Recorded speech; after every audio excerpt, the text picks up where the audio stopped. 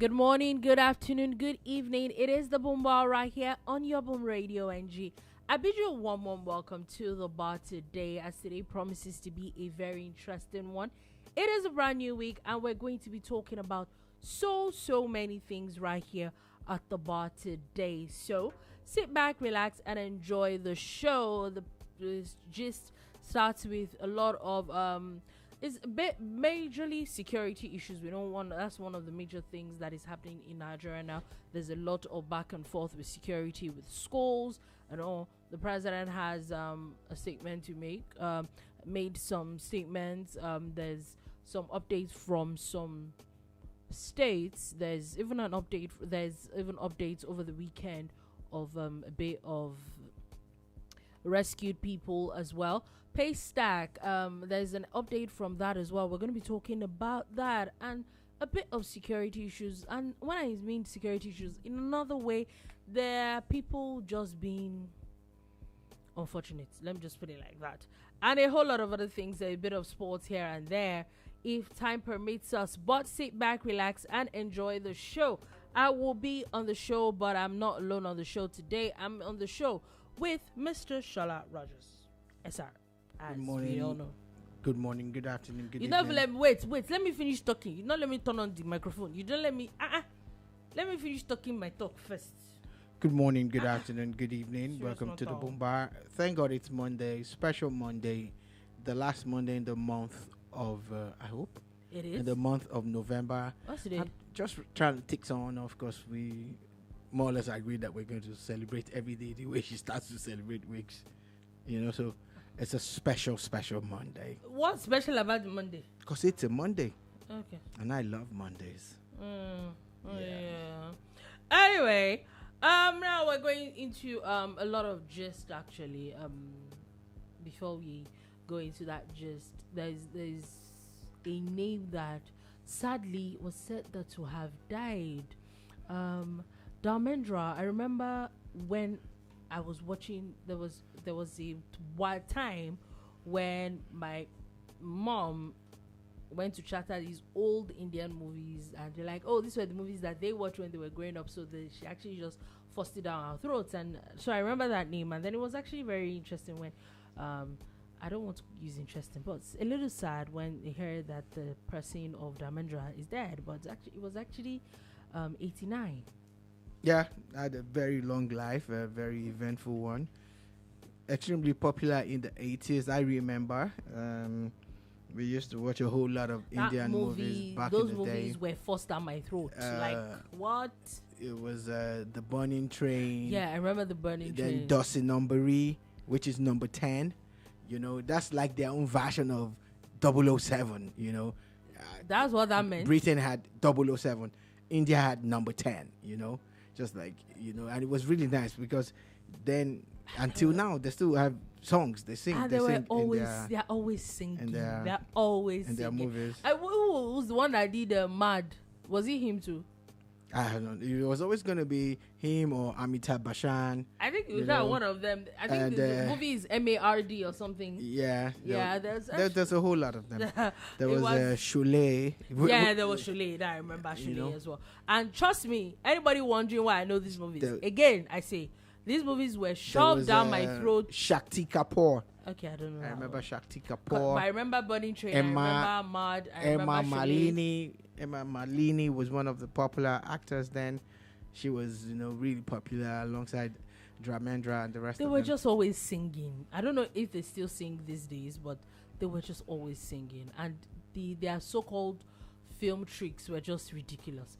But anyway, I just wanted to put that out there. But for you to have lived such a long life at 89, it's safe to say the man definitely lived a very long while we're on the topic of people who have just passed on, sadly another Nigerian, I don't know, some people say he's an actor. Yeah, it's a Nollywood actor to have passed on in South Africa. Yeah. Man seems young. However, never heard of his name, never seen his face Shocking before. for me too. I won't say that I watch too much of Nigerian movies. The truth is, do I watch some Nollywood movies? Yes, I do. Maybe the extremely popular ones. but maybe the regular ones, maybe that's why I'm not sure I've ever seen his face or heard. He was his also a content creator and all of that. But he was still posting on social media as of yesterday. Yeah, apparently he said he went to the club or some came South back Africa. and but I hope that there's no foul play in his death, actually, because sadly when I hear those kind of young deaths, especially in the places like South Africa and all, I'm a little worried. But our thoughts and our prayers are with his family. Now, just wanted to put that out there, but let's go back to the original gist of the day. And there's a lot of gist, but first things first, we know that the insecurity in the country but the truth is, I just noticed that we didn't mention Ojira Nwabu's name, so may who's the actor? Nwabu Odira, so may his soul rest in peace. Yeah. So basically, as much as everybody will talk about a lot of insecurity across the country, but the truth is that at the moment there seems to be a lot more of that in the north.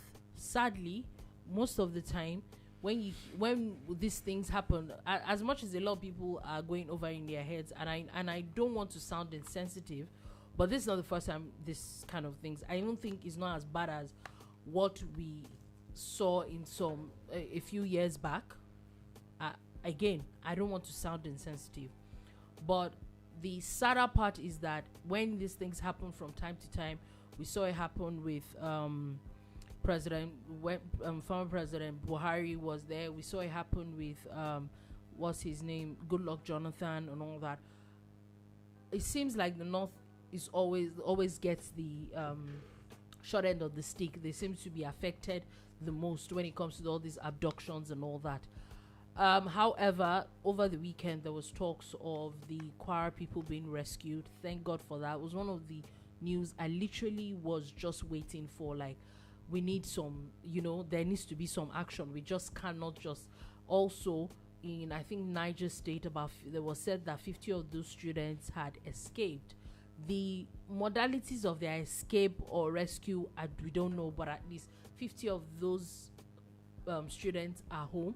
We hope that the rest of them would be safely rescued from that. Now, on the heels of that, there's now been a lot of conversation, because I remember that even Niger State, the state government, when that was announced over the weekend about the abduction of these children, one of the things that Niger State had said was that in that area they had said that every single school should close their boarding facilities at that point.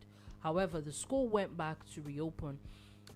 We know that it shouldn't even be in the first, because if there's enough security, we shouldn't even think about that angle.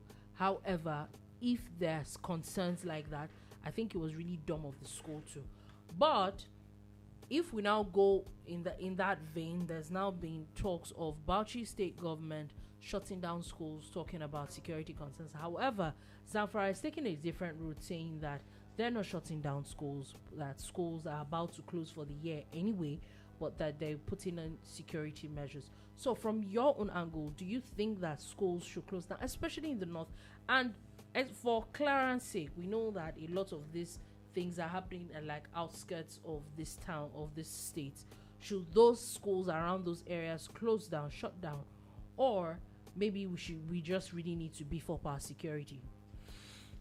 I think it's a mixture of both, because it's from one angle you start to look at the old sayings like better safe than sorry. Yeah. And for instance, if Chibok had not happened, if the school had been, protected, or the students were not there, maybe we won't have that matter still on the burner. As we speak, not all the Chibok girls were returned. And we're talking about something that happened close to 10 years ago, if I'm not mistaken. Yeah, I think it's over 10 years now. So, again, better safe than sorry. That's one angle to it. Now, for Zamfara State, they say they have put some things in place. Now, they've had their own fair share of all this terrorism and violence and all of that. Being a very mineral-rich state, gold and all of those things. If they have, then it's okay for the schools to stay open. If they haven't, maybe they should toe the line of Bauchi and any other state that shut down their schools. Now, we always forget that the federal government is our daddy. Everybody, the federal government. But at the end of the day, the governors are the chief security officers of their state. So they also need to go the extra mile. You need to walk extra. So that's that about shutting down schools. I think there's no one-size-fits-all situation. I just feel that we need to have a collective will at the end of the day. There has to be a structured response to all of these things. I think enough is enough. I really think that enough is enough. Like, really and truly, a crisis, that's war. You cannot be at war for like 20 years and expect things to work well for you. Yeah. For instance, the bulk of Nigeria's food comes from the north. If farmers are scared again to go back to the farms, like they've started farming a lot now. Some parts of Kaduna and some parts of was it Bauchi now? It's Bauchi now. The places where farms were shut down and markets were shut down for years, and those places are open now. They're open for business. If they're not safe, if they don't feel safe enough to continue, and there will be a ripple effect. Everybody would suffer. So security is the bane of Nigeria. It's something that we must find a lasting solution to. Yeah. So I think that I agree with you on that note. Everybody, we really do need to find a lasting solution to security issues. But we're not done with that conversation.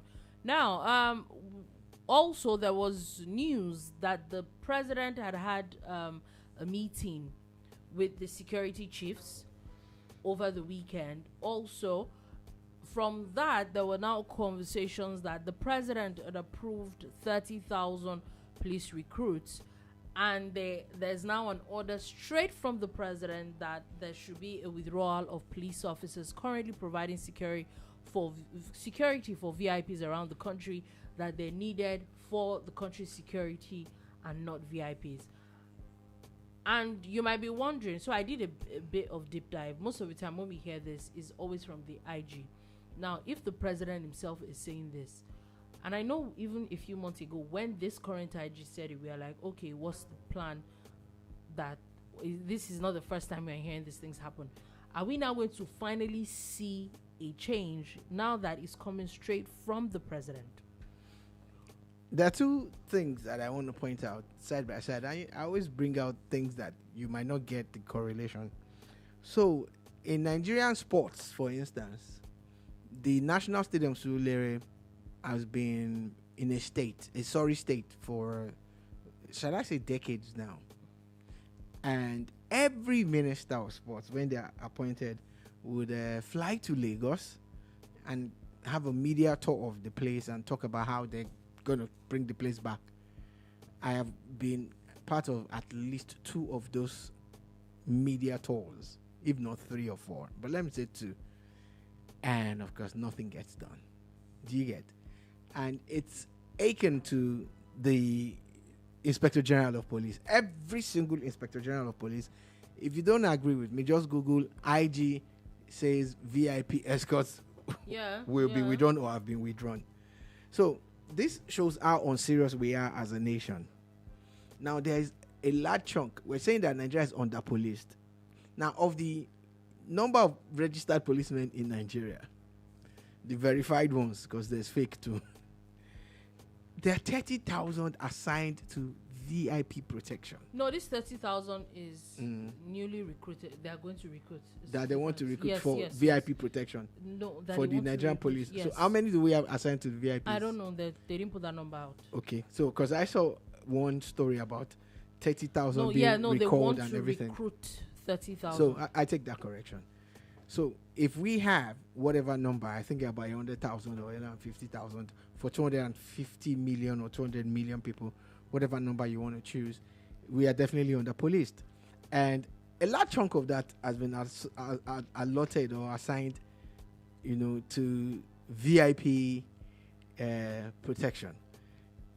I was at a party last year in Ondo State, and I stepped out to take something in the car because we're all parked on the road somewhere in Okegbo. And, on the way out of the compound, massive compound, it looked like a mini barracks. It looked like a mini barracks. Like, this is a party. And the number of security men, armed though, all of them armed to the T, the number there could actually go to war and win. And that's just one party somewhere in Ondo. And that kind of party was happening somewhere in Ibadan and other parts of Nigeria. And they would have them there too. You get? So I think it's always been twisted upside down that, they need to extra protect the VIPs. Who are the VIPs? Politicians and individuals who can afford it. In some instances, you would even find policemen as gatemen. And it always drives me crazy every time I see that. I'm like, this is useless. Like, you're wasting the training that this person has and the level of productivity that he could be bringing to the table to protect the country. So, but the sad part is, if the Inspector General of Police is really in charge of the police force, how would he say he was recalling them? Then, a few months after that, the president is making the same announcement. We're not serious. It is until they start to say things that we don't like to hear. So that's that we now start scrambling and start doing what we know we should have done. So now, this now calls to the competence of the Nigerian police and maybe the IG Inspector General. If it takes the president to be able to say that you need to recall, these are things, like you said, these are things that should let's even say that, he met it as a situation. He put out an order. For the president to say it, it means that the order did not hold water. So now, Mr. Inspector General of Police, what exactly are you doing as the head of police? So let me now play the devil's advocate and go to the other side of this discussion. I don't want both of us to be in agreement. So, Inspector General of Police makes a pronouncement. Look, we're definitely under pressure. We need more men. Mm-hmm. I'm withdrawing all the VIP police allocations and appointees or whatever.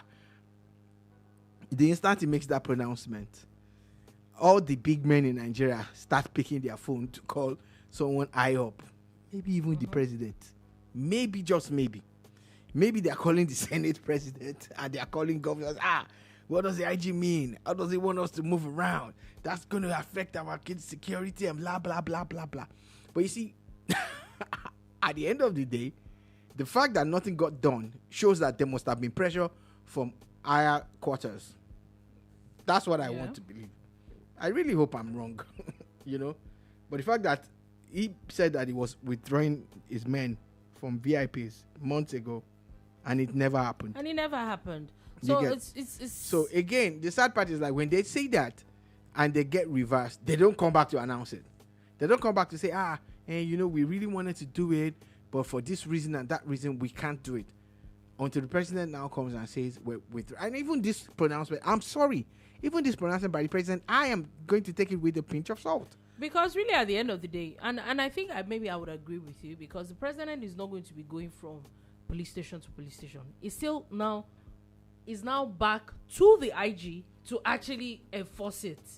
Do you understand? So now, what are you people doing? One of the solutions that we had talked about before was, one, work with the private sector security apparatus. Work with them. Some of them that are licensed to carry arms. For people who want armed security, you get, that's some money there. That's some income for the police and the government. You get, when you work with the private sector. When people start paying out of their... They come through you allocate this private sector person to them, and and they are paying their salaries and everything, and you're getting your own administrative fees and all of that. That's some income. 2, create a special VIP protection force. You get, exactly. That's 1. But 3 is get the NDDC involved. And I think that's what they have resorted to now. So what it basically means now is that in this pronouncement that the president has made, President Tinubu has made, the people who will lose out on getting police VIP protection and escort would resort to the NDDC, who are equally as good when it comes to things like that. In fact, I know some people that already have them on their security team and all of that. Again, there's another aspect of it that I want to point out. Beyond that VIP protection became a status symbol. Yeah.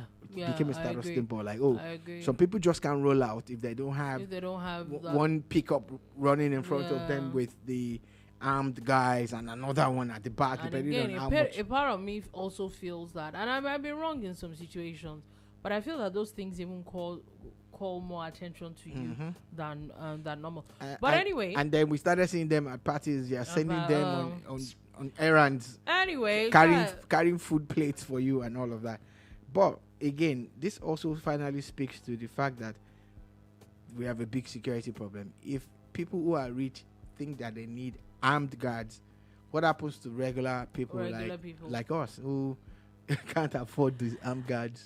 Okay, so let's move on quickly from that. Still talking a bit of security, but this is now in another fashion where the Kaduna state government has now issued a 7-day ultimatum to its former governor, Nasir El-Rufai, to either prove his allegations, and you might be wondering what allegation that was. So over the weekend, he was at an interview where he had alleged that the current governor, Governor Uba Sani's administration had paid 1 billion naira to bandits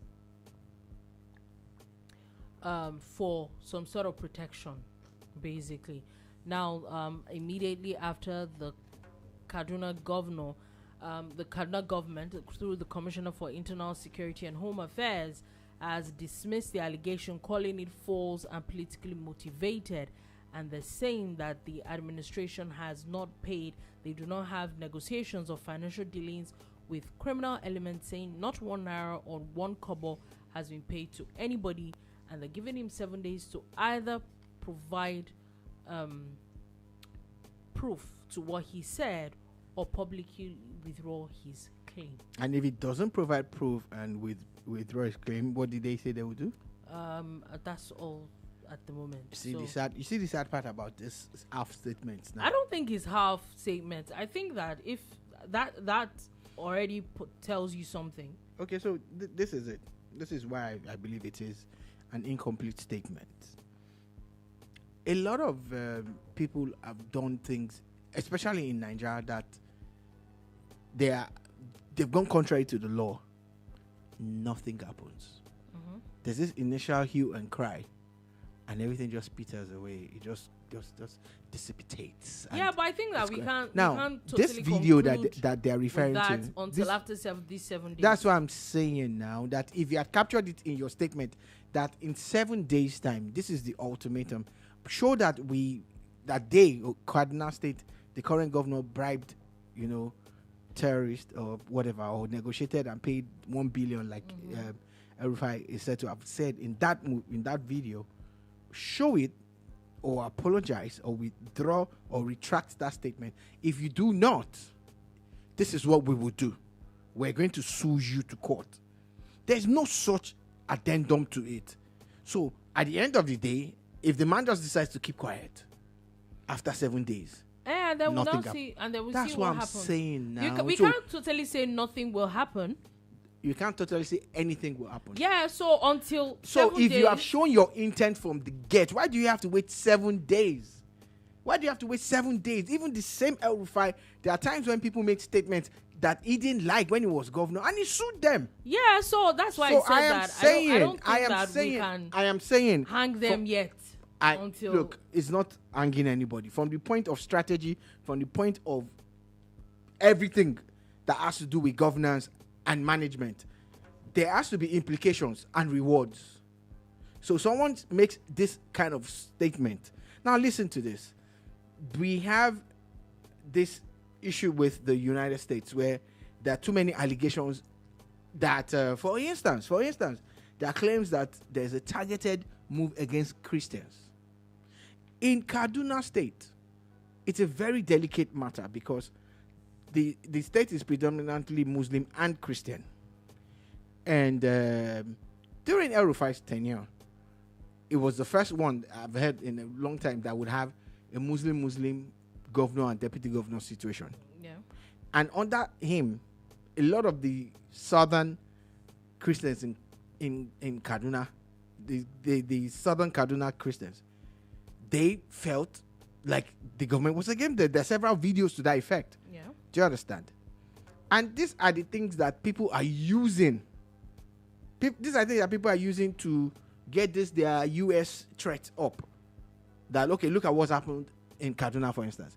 Now, someone who was a former governor now is quoted to have said that the current governor, who is a Muslim, has paid money to terrorists.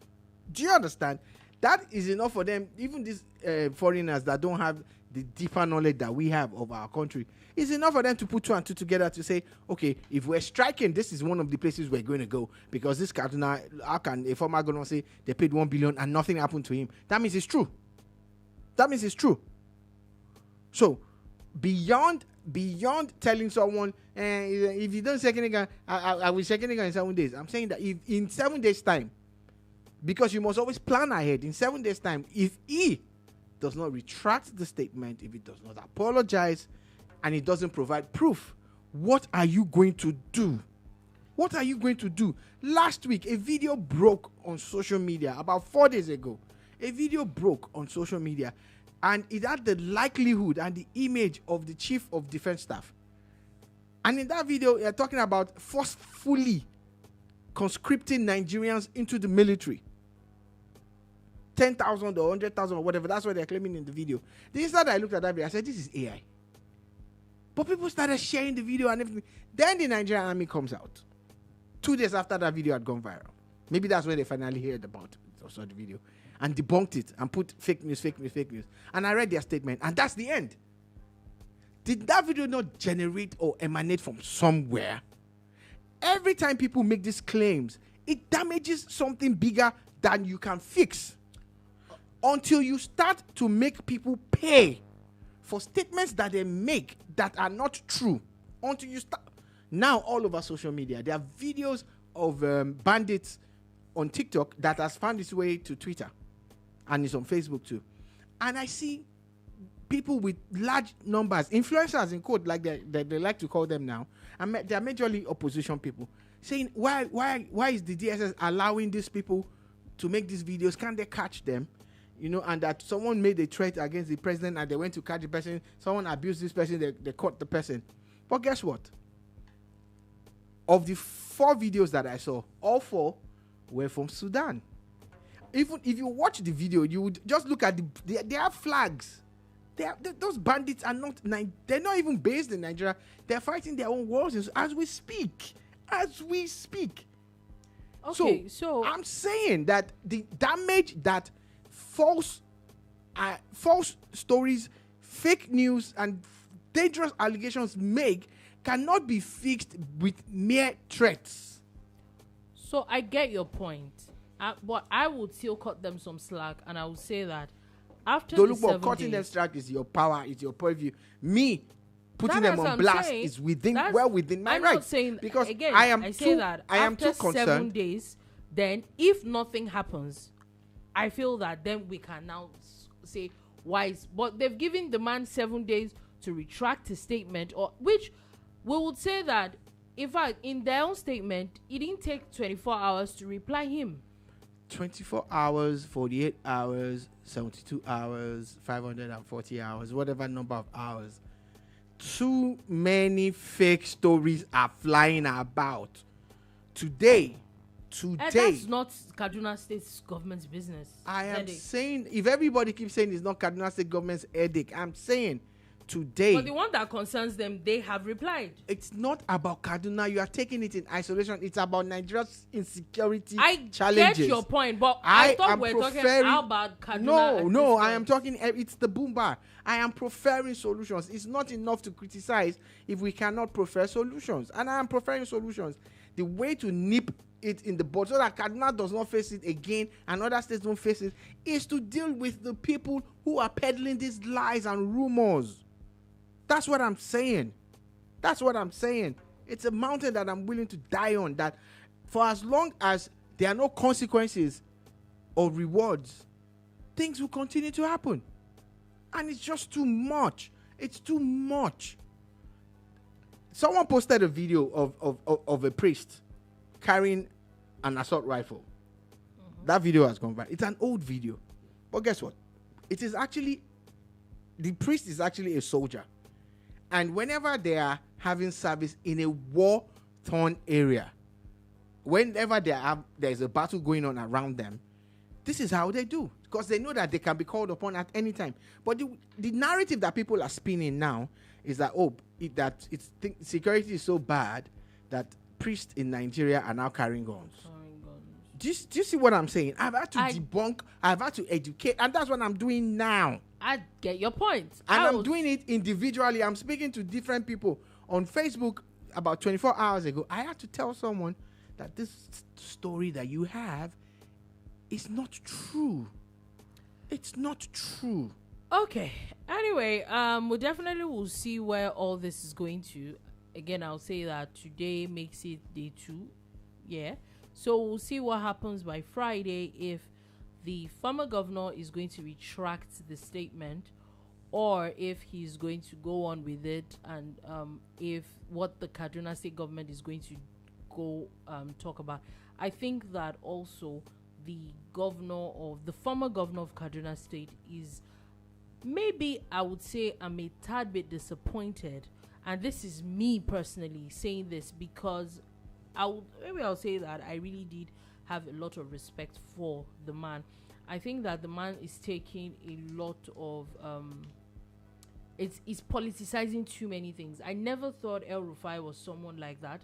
Let's even assume that story is true. I think that as a former governor, as an elder statesman of Kaduna State, I think there is a lot that you can do for your state, even for the current government, than this talking them down back and forth. But of course, he's in another party now, so he needs to talk them down.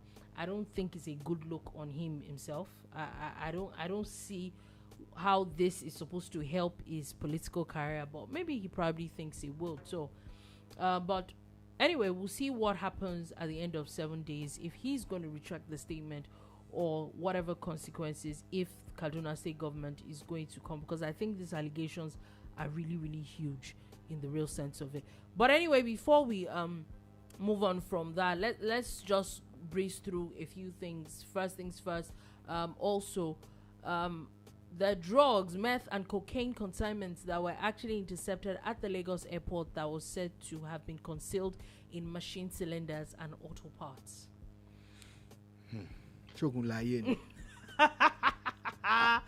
Like, y'all just don't have a chill. You just a few hours before we came live at the bar, I saw a picture of allegedly someone's boarding pass that had been split open. The person had put weed, raw weed in it, and like, kind of sealed it. Is it that bad? Is it that bad? So Shogun Layeni, is it really that bad? So honestly, the problems of this world, people have different problems. It's just becoming too much. And like I was saying that it's like you get a roster. Imagine if life had a roster, and they give you the roster for the week and say, on Thursday there's going to be insurgency somewhere. On Friday there's meth and whatever that they're dealing with. Just like say, Jesus, Master Jesus, God, please, I don't want to be on earth for Wednesday, Thursday, and Friday. Can I come back on Saturday when there's O1 bear? Do you understand? Man. Like, the troubles are just too much. It's a lot. And it's almost as if technology is being used to create more problems than solutions. Yeah. And at some point in time, I'm just hoping and praying that the Japanese way of looking at life can actually spread more to other parts of the world. Because you see, their own is always solving a problem with technology. But people, because meth is a technological development. Yep. Do you understand? And you start to hear them talk about brownies. Yes. There's a lady that was arrested also at the weekend, and that one is using, I think she's mixing meth and whatever to make brownies and all of that. And y'all are just doing too much. She actually goes on social media to sell it. You get?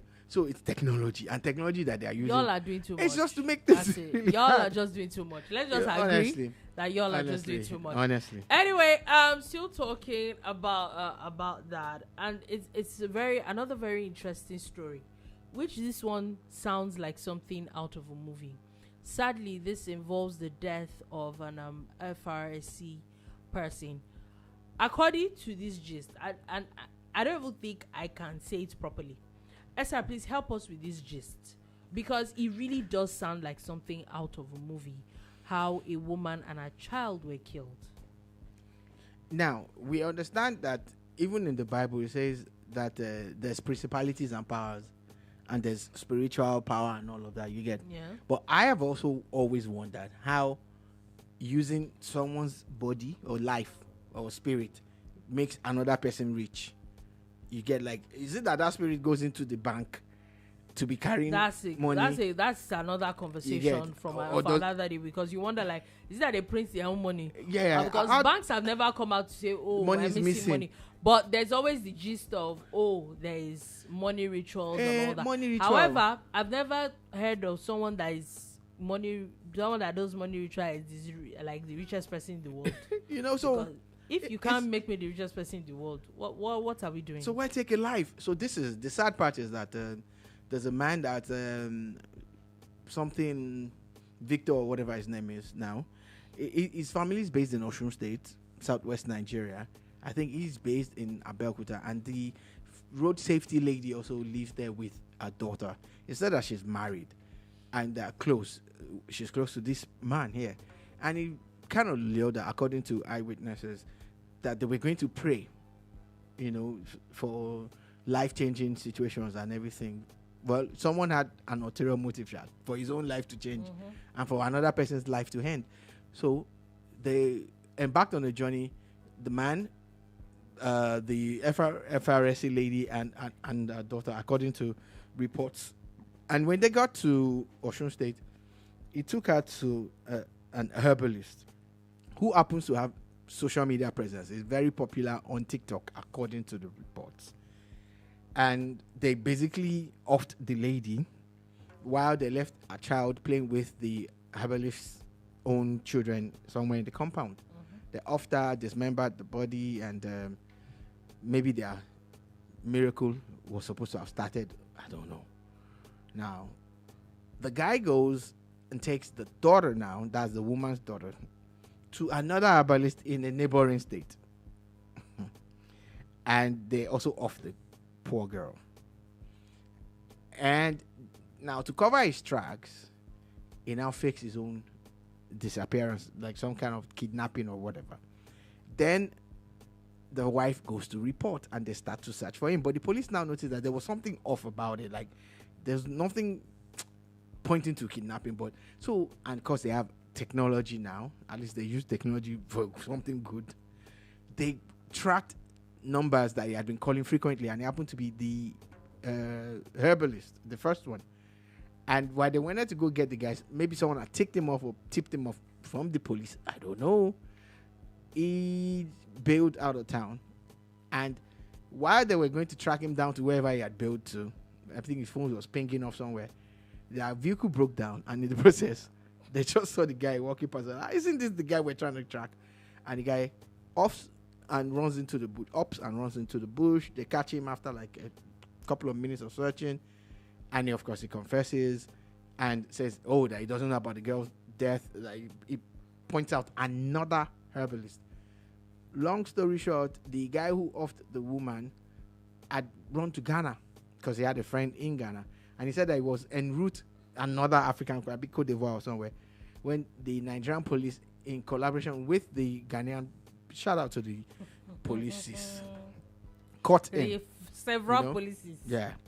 So the Ghanaian police actually caught him, and of course the Nigerian police have announced it, and of course there's going to be justice for this woman that we didn't know anything about last week, who sadly has been, used and dumped because more or less, I don't know what kind of relationship that they had that would make her travel with some kind of man to Osun, but sadly she's gone now, and it's so painful, so painful that 2 lives were lost because some people are still being stupid about. It's just ridiculous, yeah. They are search for wealth. Again, I say that he must be rich. He wants to be rich. It just sounds like something out of a movie, because you really would not think that this kind of things actually still happen like in 2025. But sadly, it just happened last week.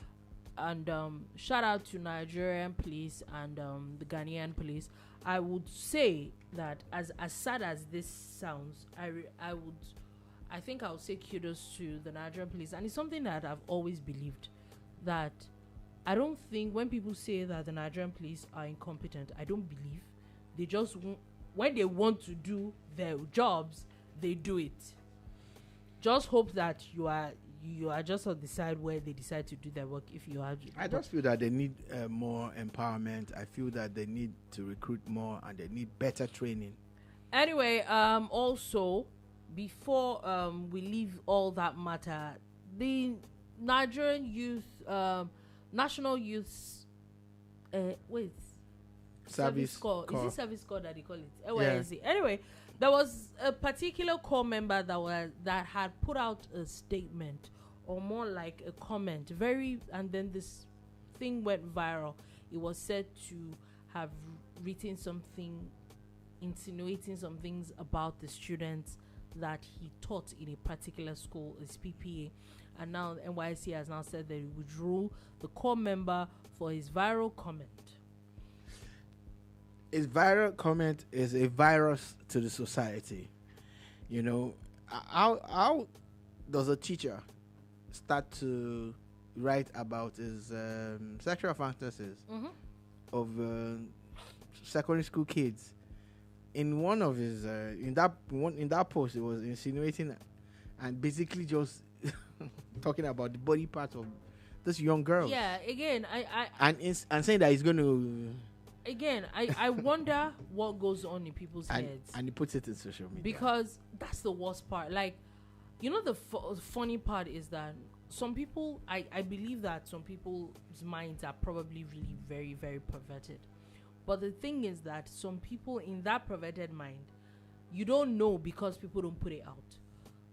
The worst part, or the worst thing you can now do for yourself, is to feel that it is okay and turn social media to your diary.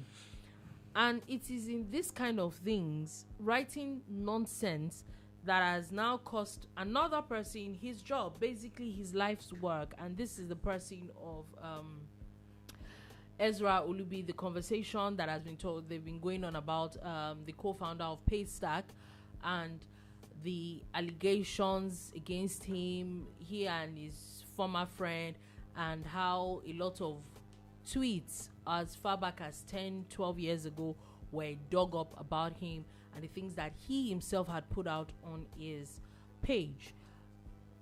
And now the last of it is that he has now come out to say that without any the last we talked about last week was that the company had suspended him and said they were doing an internal investigation. He has now come out to put out a statement that he has now been wrongfully terminated from his position.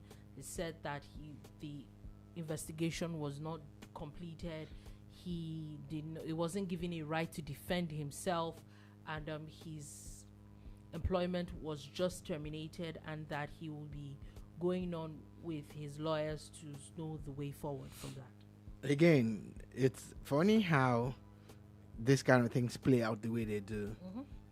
They know the rules of engagement. They know that in a structured environment, after suspending someone, you should have a fair hearing. Yeah. You get. Now, sacking him might be the ultimate goal, but you know you can do it without actually bringing your brand down. Yeah. Because one of the things it's obvious that they're trying to cut him off the brand. They don't want whatever stain that might be, on him now. Yeah. Which makes sense. To affect them. But I think they could have still, had him come in for a meeting.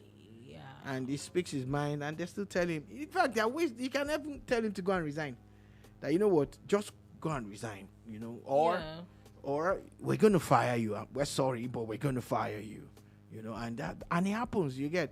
So I think they didn't handle it well, because now he has a legal matter now, and that's beyond the allegations. This is now about wrongful termination. Yes, you get. And that's the thing. I think that as much as a lot of people might say, oh, he wrote this and he wrote that and did this and did that. Number one, as much as those things that he wrote, how much evidence do you have against him? And two, where is the fair hearing at that point in time? And three, yeah, like we pointed out before when we discussed this, and this might sound like we're holding brief for him. Hey, let it be. Where are the victims? There definitely needs to be. It shouldn't just be hearsay. The truth is, if there was a lot more than just tweets, at the moment he should have been arrested. But what are you arresting him on? There's freedom of expression at the end of the day. We might not like the things that he put out. We don't like the things he put out. But it's about likeness. Yeah. It's not about it's not about right or wrong. It's about, can you prove that he actually did these things? So if not, I think that Paystack needs to look into what they did. If they're not careful, they probably would now they're probably going to have to compensate him. Yes, or maybe even reinstate him the way it's going. Because the truth is, as much as there's an international company that has bought over the company, he's still a part of the company. Is basically, we'll say he's his life's work. He's a co-founder of the company, so you will also not expect that he will just take everything lying down. But anyway, I hope that there's an update on that, and if there's an update, we'll bring it to you.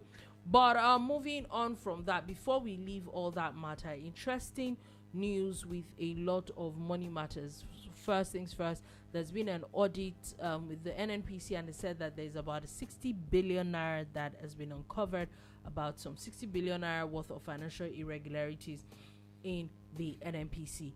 That is one. Also, a court has ordered the president to actually ask the Ministry of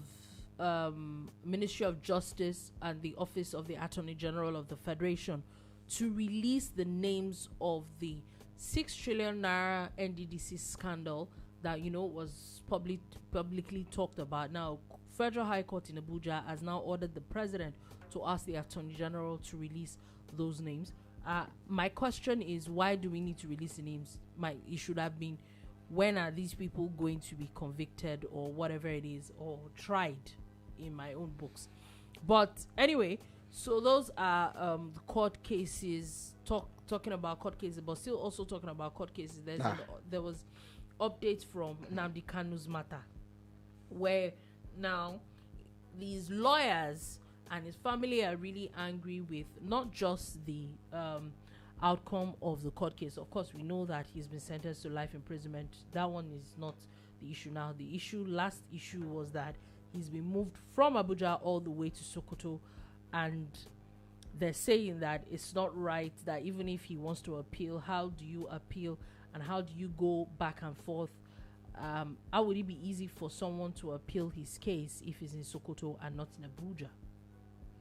Okay, one after the other. NNPC, 60 billion discrepancies, right? And I think it was from a 2022 report. Yeah. Now, this is when they started doing audit. Yes. The same NNPC had gone decades without an audit. Oh my God. And there's a 60 billion somewhere that's just been uncovered in 2025. Eh? And there are stories out there. Again, this is why I was going on about Kaduna State earlier and the other stories that make it out. We were at the bar discussing a former accountant general of this country that is alleged to have stolen billions of naira. Do you know nothing has happened to that person? He wants to be governor. No. That's even a state. That's the state. Oh yeah, that one is a state yeah. in the south, south region of Nigeria. Mm-hmm. This one is federal. Nothing happened though. Nothing. And these are the issues. Now there were allegations against the immediate past NNPC management. we've not heard anything again. If they are innocent, let us know. If they are not, what have you done about it? Now, this 60 billion was not part of whatever they were saying then. It wasn't part of that story. No, it wasn't. So this is another one. And these are the issues. You hear these things, it becomes talking point, jaga, jaga, jaga, jaga, and it dies. In fact, a lot of criminals have learned now, they just keep quiet. And everything goes away. Remember the allegations of someone that was trying to claim a property in the UK, a top lawyer.